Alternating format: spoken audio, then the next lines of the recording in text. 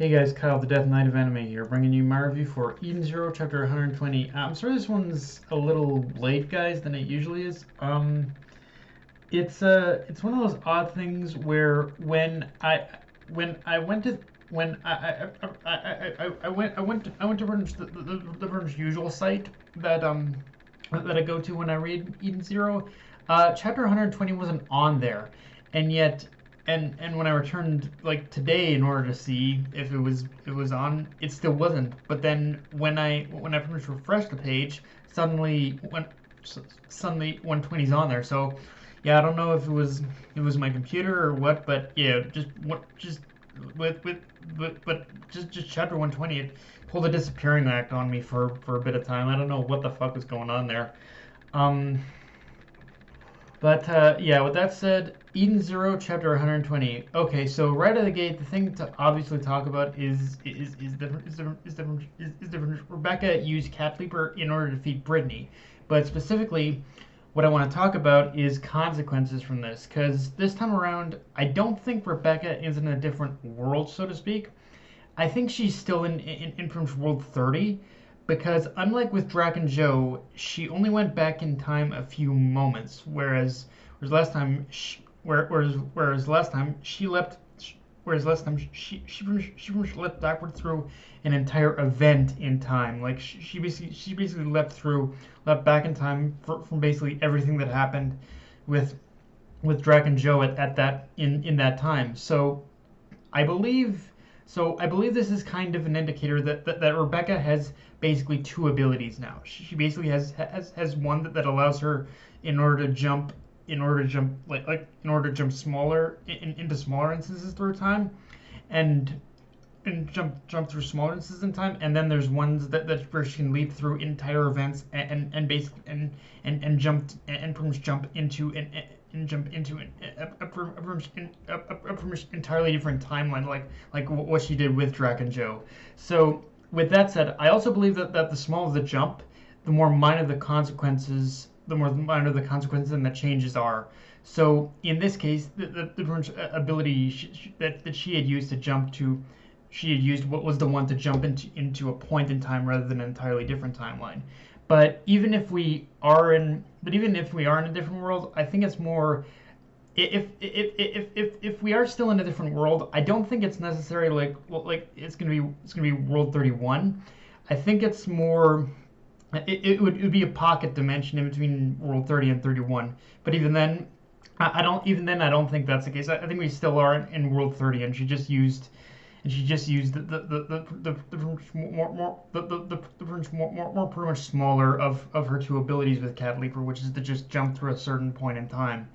Um, Knowing all that though, it just begs the question, like even if Rebecca had only used the more minor ability in order to just jump to a certain point in time, it does kind of beg the question of what's going to be changed in this particular point in time, because honestly, just based off the narrative through line, I'm going to assume that the small time jump might have affected what's going on with Weiss and the others, because even though it could have been for the sake of just not enough room on the chapter, I do find it slightly peculiar that Mashima didn't address what's going on in space. So that's just a red flag to me that says any changes that might have happened from Rebecca are more than likely going to happen to the four star shines, I think. But yeah, and with all that said, can we talk about how epic and hilarious the battle between Rebecca and Brittany was? Because on one side you have Brittany, who I think we can assume at this point has some serious self-esteem issues. I mean, the stuff she was saying made me think she was the dorky kid. Made me think that Brittany was the dorky kid in high school who basically always kind of got picked on, and then she's got some serious unresolved issues with issue it's just, and then she's got some serious unresolved issues with a particular group of mean girls that bullied her in school. I don't know, but that's just kind of That's just kind of one of those things. That's the first thing that popped in my head, just based on her how she flipped out on Rebecca. But even putting that aside, I absolutely love how part of this fight actually incorporated Rebecca's knowledge of beekeepers and really just internet knowledge in general, because the way she used the pretty much way that basically Rebecca had used the fire against Brittany is and to learn that she basically used it from that she had used that method, but by way of learning of and learned that method through like paying attention to another beekeeper. It's such a small detail, but also plays on the whole idea that when someone doesn't know something, or we need to know something on the fly, we're more often than not to turn to the internet in order to find the answers or learn that quick tip or skill we need in the moment.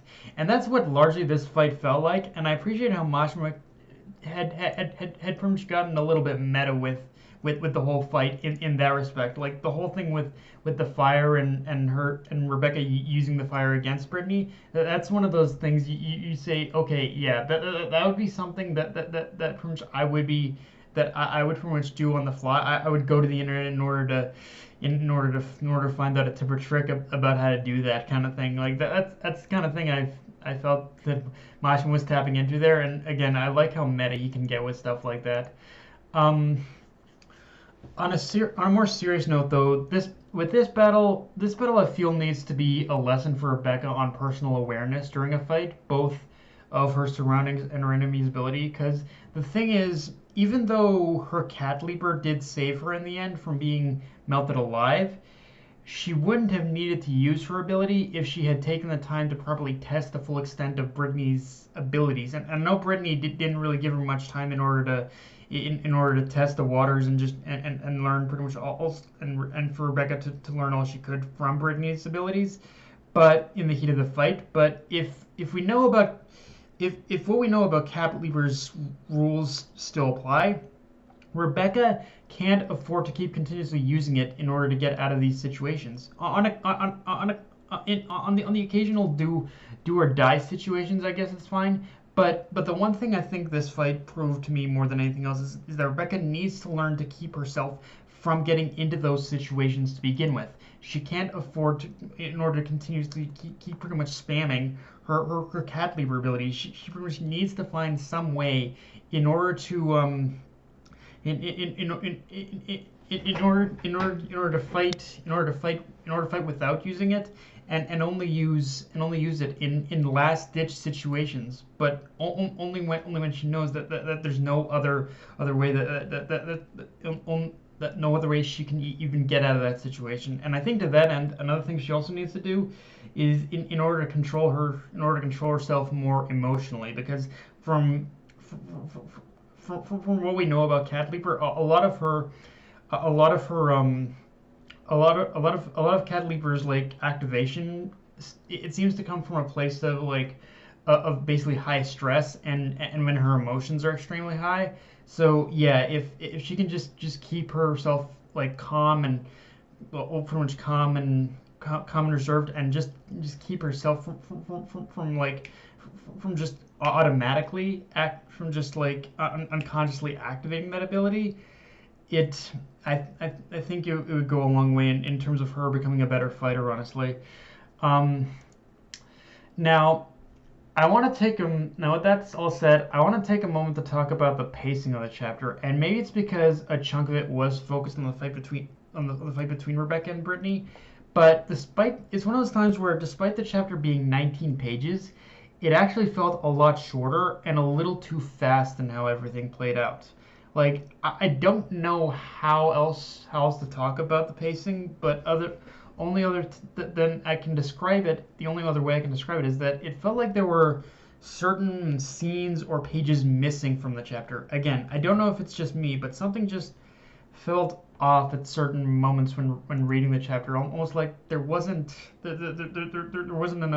enough build up to certain moments, or certain connective pieces were missing in the chapter. I don't know, just something about the pacing in this chapter felt really off. I don't know if anyone else experienced that, but yeah. But yeah, guys, that's all I got for this review. If you enjoyed the video, like, comment, subscribe, follow me on Twitter, Facebook, And it is your Crunchyroll. Death Knight of Anime, signing off. Later, guys.